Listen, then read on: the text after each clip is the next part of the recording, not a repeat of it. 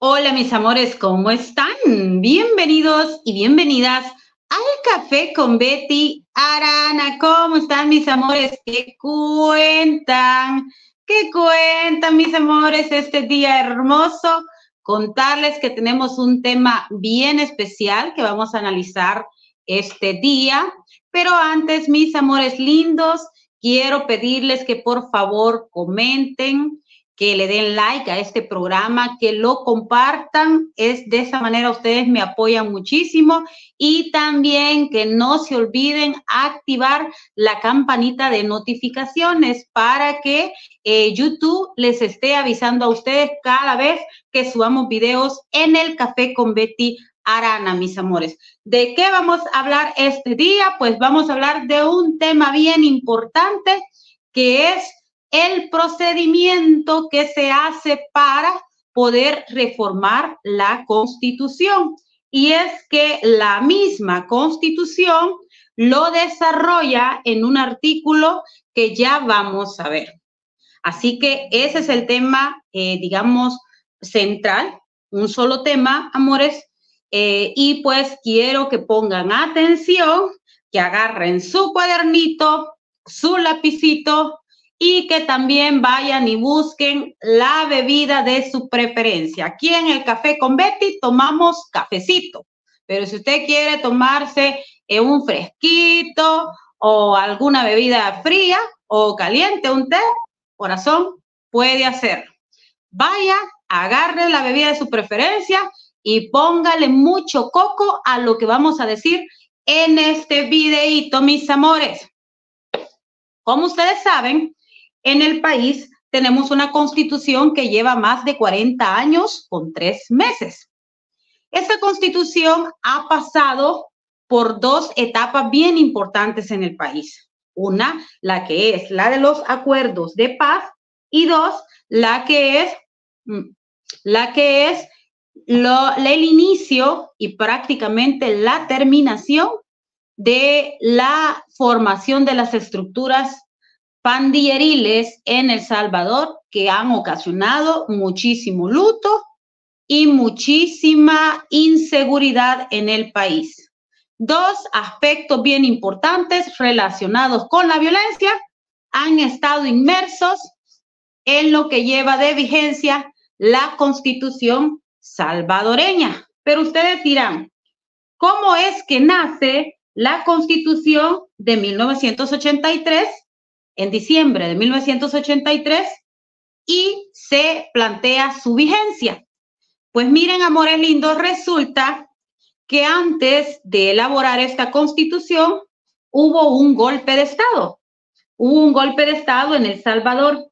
En ese golpe de Estado se viene y se plantea la posibilidad de crear una nueva Constitución. Como ya es sabido, las constituciones salvadoreñas han nacido después de los golpes de Estado que se han dado en el país, que por cierto han sido un montón. 14 constituciones ha tenido El Salvador y todas han sido, digamos, producto de golpes de Estado en el país. Pero ustedes dirán, bueno, ¿y si esas constituciones nuevas nacen de los golpes de Estado, cómo pudieran hacer una constitución en la actualidad cuando se ha elegido a un presidente y a diputados con la mayoría de la votación? Pues esta sería, mis amores, digamos, que se diera una nueva constitución, porque hay que separar, hay dos cosas que se pueden hacer para actualizar los dogmas que están establecidos en nuestra Constitución y para actualizar la parte orgánica organizativa de la Constitución. Puede ser a través de la reforma constitucional, que ya la Constitución establece el procedimiento, más adelante vamos a hablar de eso, y puede ser también una nueva Constitución. Pero les decía, el problema es que las constituciones nuevas han nacido producto de los golpes de Estado. El último golpe de Estado en El Salvador se dio en 1979. Fue una acción militar ocurrida en El Salvador el 15 de octubre de 1979. El golpe fue encabezado por jóvenes militares que derrocó sin sangre, miren qué interesante, sin sangre al presidente militar, Carlos Humberto Romero, y lo envió totalmente al exilio. Entonces, ¿qué significa cuando se da este golpe de Estado? Se corta el firme control del partido que estaba gobernando en ese momento, que era el Partido de Concertación Nacional. Ustedes han oído hablar del PCN, ¿verdad? Pues sí, el PCN estaba gobernando en ese momento y en su lugar establecieron algo que se llamaba la Junta Revolucionaria de Gobierno. La Junta estaba compuesta por 2 militares y 3 civiles. La Junta de Gobierno Revolucionaria se declaró a sí misma como una junta reformista, o sea, iba a reformar todo el sistema, iba a reformarlo de tajo, es decir, votamos todo esto y creamos algo nuevo. Eso significaría que aprobaría reformas políticas y económicas y también sociales. En realidad, continuó reprimiendo la sociedad política, especialmente después del surgimiento de varios grupos militares de izquierda a principios de la década de 1980. El golpe es comúnmente citado como el comienzo de la guerra civil de El Salvador, que ocurrió durante 12 años, a finales de 1979 y terminando en el 16 de enero de 1992. O sea, imagínense, inmediatamente se le da golpe de Estado, resulta de que se crea, en ese golpe de Estado se crea una Junta Revolucionaria de Gobierno de El Salvador que vendría a cambiar toda la situación, pero que lejos de cambiarlo lo terminó empeorando. Entonces, esa Junta Revolucionaria de Gobierno se declaró a sí misma como una junta reformista, les decía, o sea, se iba a cambiar todo el sistema de tajo, pero ese golpe de Estado, que fue el último que ha tenido nuestro país, es el que comienza prácticamente la guerra civil de El Salvador, que como les digo, duró 12 años, ¿ok? Luego viene y esta Junta Revolucionaria de Gobierno se tarda un tiempo, pero tenían que trabajar en, digamos, construir todo ese sistema y como lo iban a hacer, tenían que hacer una nueva constitución. El nombre que se reconoce a ese gobierno, que era de facto de El Salvador, esos gobernaron desde el 15 de octubre de 1979 hasta el 2 de mayo de 1982.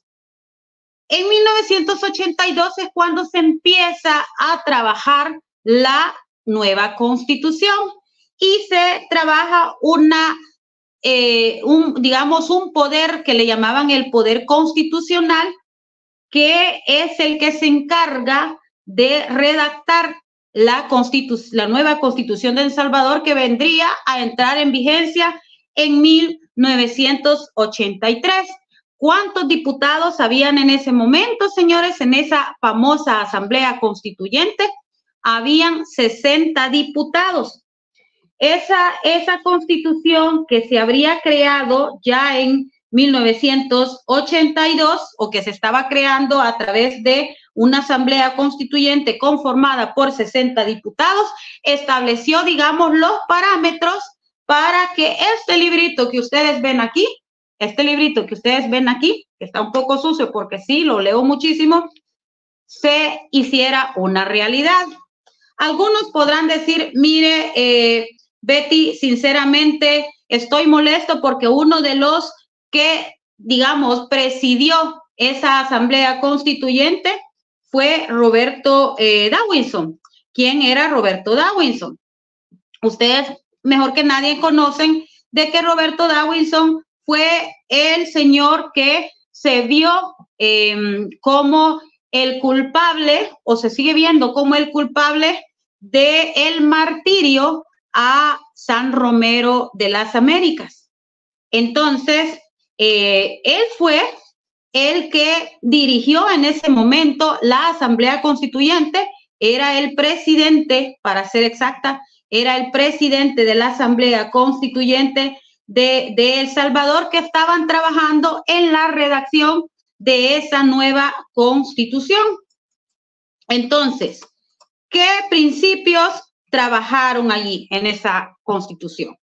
Ellos, amores lindos, ellos trabajaron toda la parte dogmática, la que podemos reconocer como lo que es los derechos, el derecho a la vida, el derecho a, digamos, aquí les voy a mostrar unas fotos, el derecho a la vida, el derecho a la, ¿cómo se llama? A la libertad de expresión, el derecho a la libertad ambulatoria, el derecho a la vivienda, como puede decir, el derecho a la propiedad, el derecho a la privacidad en las comunicaciones, el derecho a la igualdad. De allí desarrolla los derechos sociales, como es el derecho a los trabajadores, el derecho de familia y todas esas cosas.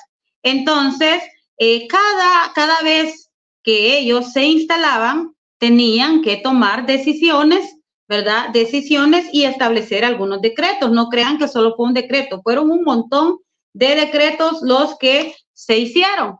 Entonces, ese trabajo duró un año, esa asamblea constituyente duró un año y luego se dice ya al final de que los mismos diputados de esa asamblea constituyente se quedarían dirigiendo como diputados de la asamblea legislativa. Entonces, ¿qué significa esto, mis amores? Significa que los procesos para reformar una constitución no son procesos que se deben desarrollar de tajo. ¿Qué quiero decir de tajo? O sea, ipso facto en el momento. No, son procesos que se realizan con ciertas particularidades porque hay que dirigir comisiones, hay que dirigir digamos, las consultas ciudadanas, hay que hacer que de una forma u otra se incluyan todos los sectores de la sociedad, indistintamente si son campesinos, si son la clase trabajadora, si son empresarios y todo eso. Es bien importante que se tome en cuenta la opinión de toda la población. Entonces, ¿qué pasa si de pronto nosotros desarrollamos una constitución y no consultamos a la población? Amores lindos, esa sería una constitución inconsulta. Y como ustedes saben, de allí pudiese derivarse un montón de situaciones en las que la población no estaría contenta por la constitución que se les ha regalado. Por eso es bien importante que nosotros participemos, busquemos la ley, la analicemos, la comprendamos y así la aprobemos también nosotros como población. O sea, no es un trabajo solamente de los diputados, ¿verdad? Sino que también es un trabajo de la población en general para que sus derechos vayan consignados en esa constitución. El problema aquí es que a veces lo hacemos todo a la carrera y cuando hacemos todo a la carrera, pues las cosas, mis amores, no funcionan como nosotros, digamos, quisiéramos, ¿verdad? Por eso yo les traigo aquí unos detalles para que ustedes puedan conocer de primera mano cuáles podrían ser las herramientas jurídicas para llegar en un momento dado, si se reforma la Constitución, o si se crea una nueva constitución. No es lo mismo reformar que crear una nueva constitución. Ahorita les voy a compartir la fotografía del día que se instaló esa asamblea constituyente que creó la constitución que ahora estamos nosotros, digamos, entendiéndola, comprendiéndola y también reclamando lo que ahí se establece. Permítanme, no era eso. reclamando lo que allí se establece. Eso es bien importante que nosotros lo conozcamos. Permítanme. Ahorita se los presento.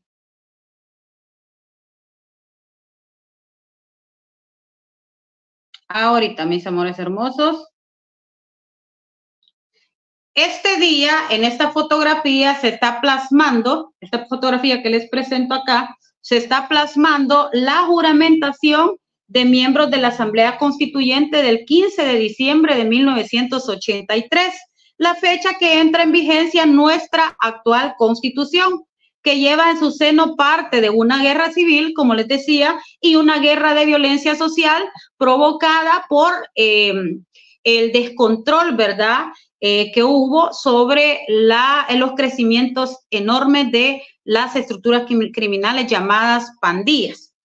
Aquí nosotros podemos ver al mayor, al señor Roberto Dawinson, que es el que fue prácticamente el señalado de haber martirizado a San Romero de las Américas, y aquí los otros señores que fueron juramentados para ser parte de la directiva de esa Asamblea Constituyente. Aquí tenemos esa imagen. También, amores lindos, decirles que existen algunos decretos que se trabajaron en ese momento, pero eso pues es larguísimo y lo vamos a ver otro día.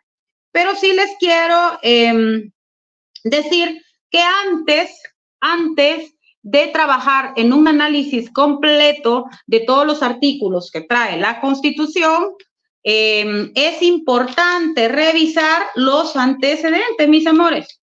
Es importante los antecedentes. 274 artículos trae la Constitución salvadoreña. De esos 274 artículos hay que analizar uno por uno. Hemos visto ya algunas presentaciones de trabajo que ha realizado el vicepresidente Félix Ulloa, que también es doctor. Él ha realizado varios aportes, bastantes diría yo, en la nueva propuesta que él, ha dado al gobierno de Salvador, es decir, al presidente Nayib Bukele. Pero también decirles que no solamente se debe analizar la Constitución en sí, sino que también se debe de analizar las herramientas jurídicas que nos podrían determinar qué cosas están ahorita que se están cumpliendo, qué cosas no se están cumpliendo, porque algunas puede ser que no se estén cumpliendo porque simple y sencillamente pues ya 40 años y ya no se aplican, ya eso ya está, como diría alguien por ahí, obsoleto, pero también otras no se aplican simple y sencillamente porque la gente no las quiere aplicar.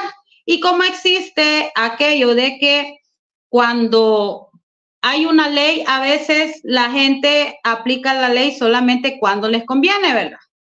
Entonces, entendiendo en que la gente aplica la ley cuando les conviene, entonces también hay que revisar si realmente se aplica o no se aplica, ya sea por los tiempos, ya sea porque ya no hay costumbre o ya sea porque no hay, una disciplina en que los documentos que se hacen para poder dirigir un país, en crear un sistema de control, porque eso es la Constitución al final, es un sistema de control que lleva por, inhibito el mejorar las sociedades, ¿verdad? Mejorar, hacer sociedades más desarrolladas, sociedades más respetuosas de los derechos de los demás, sociedades más civilizadas, por decirlo así, ¿verdad? Y eso pues a veces no pasa. Así que ahorita vamos a decirles qué documentos como mínimo tendrían que revisarse a la hora de hacer un nuevo ordenamiento jurídico, ¿verdad? Un nuevo ordenamiento jurídico dentro de un estado. Al menos, ¿qué es lo que se debe revisar, mis amores? Les voy a decir lo siguiente. Permítanme un segundo. Bueno, los documentos que se deberían de revisar deberían ser las constituciones anteriores. Sabemos que El Salvador tiene 14 constituciones que se han hecho. También decirles que es importante que se revise las exposiciones de motivos, porque cada vez que se va a hacer una constitución, también se hacen exposiciones de motivos. Entonces hay que revisar las exposiciones de motivos de las constituciones anteriores y también las exposiciones de motivos de las constituciones de la constitución actual. O sea, o por lo menos 2 constituciones anteriores. Otra cosa que también se debe de revisar, a mi criterio, es las propuestas de reforma constitucional, o sea, debe de irse comparando y también revisar los mecanismos de elección de la Asamblea Constituyente, así como sucedió, por ejemplo, en 1982. La otra es que hay que revisar los decretos de las instalaciones de las asambleas constituyentes, digamos, revisar los reglamentos de la Asamblea Constituyente de ese momento, y también hay que revisar los tratados internacionales, porque de pronto pueden decir, pero miren, los tratados internacionales actuales no están, digamos, vigentes. No están vigentes porque ya ese tratado aquí no se aplica. Les voy a poner un ejemplo.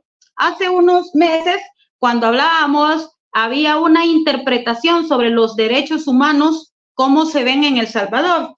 ¿Esto por qué? Porque hay algunas organizaciones internacionales que dicen que aquí en El Salvador se estarían violentando los derechos humanos de los pandilleros, lo que ellos argumentan, ¿verdad? Y que por eso están en contra del régimen de excepción. Pero ¿qué es lo que sucede allí? Allí ya hay una interpretación, allí ya hay un conflicto de interpretaciones en qué significa derechos humanos en El Salvador y qué significa derechos humanos en otros países, o cómo lo interpretan. Pero por eso hay que revisar también los tratados internacionales. Uno de los tratados internacionales que yo pienso que también deben revisarse muchos, pero voy a decir 2 de los más importantes de los que nuestro país está suscrito. Los tratados internacionales de la Declaración de los Derechos Civiles y Políticos y la Declaración de la Defensa de los Derechos Humanos. Todos esos son bien importantes. También los tratados que tienen que ver con la OIT, la Organización Internacional de Trabajo. Todos esos tratados, son infinidad de tratados internacionales que tendrían que revisarse. Incluso el tratado que permite que nosotros seamos parte del Parlamento Centroamericano. Otro aspecto que yo siento que es importante también de revisar es hacer un derecho comparado en materia constitucional de los países que en las últimas por lo menos 3 décadas han cambiado sus constituciones. O sea, te tenés que ir a ver derecho comparado y ver qué constitución pudiera servir de foco como para actualizar la nuestra y ponerla, ¿qué te digo? Una constitución que se adelante a unos 50 años, por ejemplo. Una de las cosas que yo siento que no se han contemplado de una forma clara y precisa en las propuestas constitucionales que han planteado es lo que tiene que ver con el acoso digital y todo lo que tiene que ver con las herramientas tecnológicas. Eso no está allí plasmado y debería de estar, porque vamos a llegar a un momento donde en algunos lugares van a ser los robots, incluso los que hagan el trabajo de humanos. Entonces, todo eso también tiene que plasmarse en la nueva constitución que venga. Dejando, digamos, los documentos que hay que leer, desarrollar y analizar para poder tomar mejores ideas que se deben de plasmar en la constitución nueva o en las reformas que se vayan a hacer, dejando el de lado, mis amores, quiero decirles que según nuestra constitución establece el procedimiento para cuando va a haber una reforma. Establece el procedimiento para cuando va a haber una reforma, y a eso pues quiero llegar en este momento. Para que ustedes comprendan que no solamente es de soplar y hacer botellas. No, hay que tomar ciertos parámetros para poder hacer los procedimientos en base a lo que nuestra constitución nos está exigiendo. Por eso traigo a colación el artículo 248, que habla específicamente de la Constitución. Nos dice de la reforma de la Constitución. Artículo 248. La reforma de esta Constitución podrá acordarse por la Asamblea Legislativa con la mitad más uno de los diputados electos, es decir, con la mitad más uno de los diputados electos. ¿Cuántos serían en la actualidad? Si va a ser con los diputados electos, que son 60, serían 31 diputados, ¿verdad? Siempre dejando esto, ¿verdad? Como referencia, el artículo 248 sería ya planteando que la reforma venga después del 1 de mayo, ¿verdad? Sería con 31 diputados. Para que tal reforma pueda decretarse, dice, deberá ser ratificada por la siguiente Asamblea Legislativa. Lo que se dice, ¿verdad? De que se necesitan 2 asambleas para que una Constitución pueda quedar ya firme, ¿verdad? Vigente. Tienen que ser dos asambleas, la que lo aprueba y la que lo ratifica. Ahorita, en este mes que estamos, del 1 de abril al 1 de mayo, se pudiera tal vez aprobar, pero yo lo veo difícil porque es muy corto el tiempo para podernos meter en una situación de estas. Dice también, la reforma única puede ser propuesta por los diputados. O sea, señores diputados, ustedes no necesitan que venga de casa presidencial para plantear las reformas constitucionales. Este artículo, el 248, dice de que la reforma únicamente puede ser propuesta por los diputados en un número no de 10. O sea, que la propuesta venga del presidente, pero no es aunque aquí dice la propuesta debe ser por los diputados, o sea, deben de ser ustedes en un número, dice, no menor de 10, o sea, que se necesitan 10 firmas de 10 diputados para que pueda entrar la propuesta a la Asamblea Legislativa. También hace un caso bien específico y dice, no podrán reformarse en ningún caso los artículos de esta Constitución que se refiere a la forma y sistema de gobierno, al territorio de la República y a la alternabilidad en el ejercicio de la presidencia. ¿Qué significa este inciso, amores lindos? Esto va aplicado para las cláusulas pétreas. Las cláusulas pétreas que solo pueden desaparecer en una nueva Constitución, pero como reforma no entra. Y como la práctica aquí en El Salvador ha sido que las nuevas constituciones se hacen solamente cuando hay golpe de Estado, entonces aquí no entra. Entonces, bueno, dejando el proceso que exige la Constitución, 10 firmas de 10 diputados. 10 firmas de 10 diputados, mis amores, perdónenme. Ahí se me fue algo que no tenía que decir. 10 firmas de 10 diputados, ¿ok? ¿Hay alguna propuesta ahí en la Asamblea Legislativa que ya los diputados ya hayan iniciado? No sé. La vez pasada escuché al diputado Auerbach decir que había planteado unas propuestas de reforma. Pero, ¿qué sucede, amores lindos? Cuando se han planteado en el pasado algunas reformas constitucionales, porque lo han hecho en el tiempo, digamos, posterior de la elección. Lo que ha sucedido es que no las han podido aplicar, no las han podido, mejor dicho, aprobar. Pues fíjense que en el 2015 hubo una iniciativa de los diputados de la Asamblea Legislativa para que se alargara el periodo de gestión de 3 años a 5 años. Han sido en el 2015, para 2015-2018, ¿verdad? Resulta que las hacen en esa parte de la transición, ¿verdad? Antes de sentarse la nueva Asamblea Legislativa, con el hecho de que esas reformas, digamos, quedaran ya vigentes en la siguiente gestión. O sea, ya en el 2018 ya se iba a poder aplicar, ¿verdad? No, miento, 2021 ya se iba a poder aplicar. Entonces, ¿qué pasa?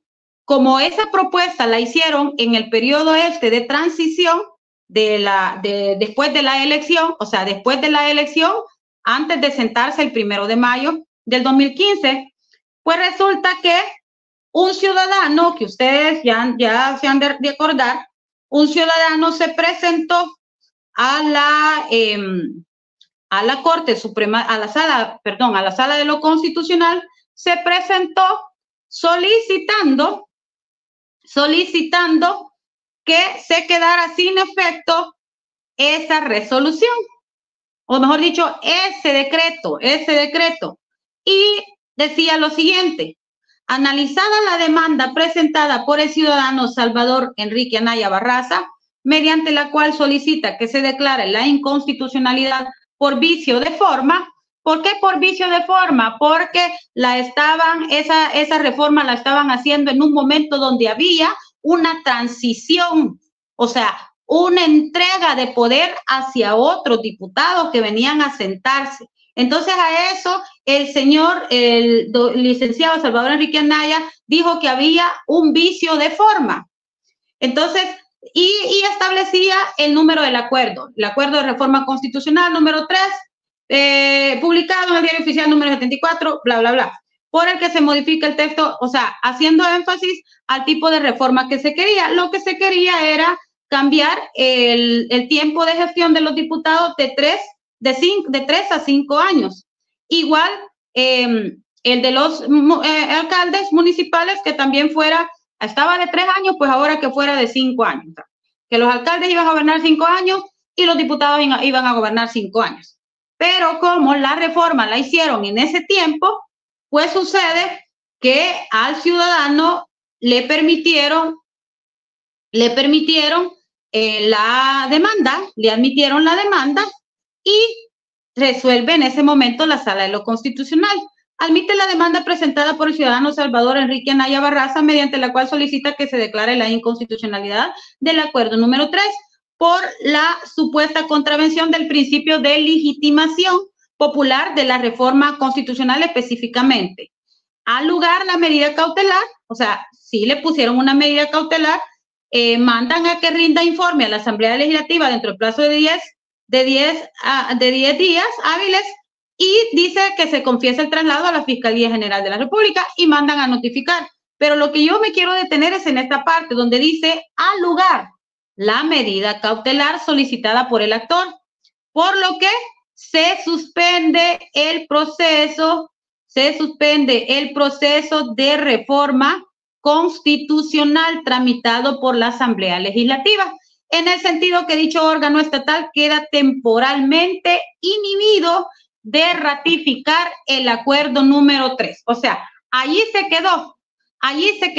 La Asamblea Legislativa hace los decretos de reforma constitucional en esas dos partes, donde la gestión de alcalde sería ya no iban a ser 3 años, iban a ser 5, y la gestión de diputados igual iba a ser ya no iban a ser 3 años, iba a ser 5, pero como la metieron, las reformas las metieron en esa etapa de transición, no hubo consulta ciudadana, fue una idea de los diputados. Ellos creyeron que con llenar los requisitos de las 10 firmas que establece el 248 iba a ser suficiente, pero resulta que la Sala de lo Constitucional, la que ustedes le llaman los magníficos, los jinetes del apocalipsis y todo eso, le dieron vuelta y suspenden el proceso, por lo que en la siguiente Asamblea Legislativa no pudieron ratificar ese acuerdo que hicieron en el 2015 en la etapa de transición. Entonces, ¿por qué traigo esto a colación? Lo traigo a colación, mis amores, porque eso es lo que se está planteando. Ahorita solamente quedaría, porque estamos en vacaciones, solamente quedaría del 1 de abril al 30 de abril para que termine la gestión de ellos. O sea, solo tendrían un mes. Y acuérdense que de ese mes hay que descontar los fines de semana. No habría suficiente tiempo para hacer les voy a decir, no habría suficiente tiempo primero para hacer una consulta ciudadana y trabajar en una reforma integral de la Constitución, porque es muy poco tiempo. Primer punto, ese es el primer punto. Y el segundo punto sería que esa reforma, hay una resolución, una sentencia de la Sala de lo Constitucional de 2015 que inhibe a los diputados de poder crear una reforma en ese lapsus de tiempo que tiene que ver con finalizar una elección y el tiempo para el traspaso a la nueva gestión. No sé si me doy a entender, pero ese es el punto. Entonces, yo más siento, mis amores, que lo correcto para hacer verdaderamente unas reformas integrales de la Constitución tienen que analizarse, consultarse en la siguiente gestión. Para mí, si los diputados hubiesen tenido la intención de cambiar la Constitución o por lo menos reformarla, lo hubieran hecho antes de las elecciones para que no cayéramos en este puente, o mejor dicho, en este portillo legal. Tuvieron que haberlo hecho antes de las elecciones. Hoy por hoy, lo más, aunque sea una reforma de un artículo, aunque sea el motivo de la reelección indefinida, por ejemplo, que es una cosa que yo creo que les interesa mucho que se deje claro, o que sea la parte de lo del Tribunal Supremo Electoral, o digamos la organización del Estado, aunque sean esas, pero todo requiere atención y consulta ciudadana. En el otro video que vamos a hacer, les vamos a hablar de los procedimientos. Ya aquí les hablé más o menos de lo que es la Asamblea Constituyente y todo eso, pero en el otro video les vamos a hablar de los procedimientos que se deben de hacer para convocar a una Asamblea Constituyente y poder crear una nueva Constitución. Ustedes se preguntarán,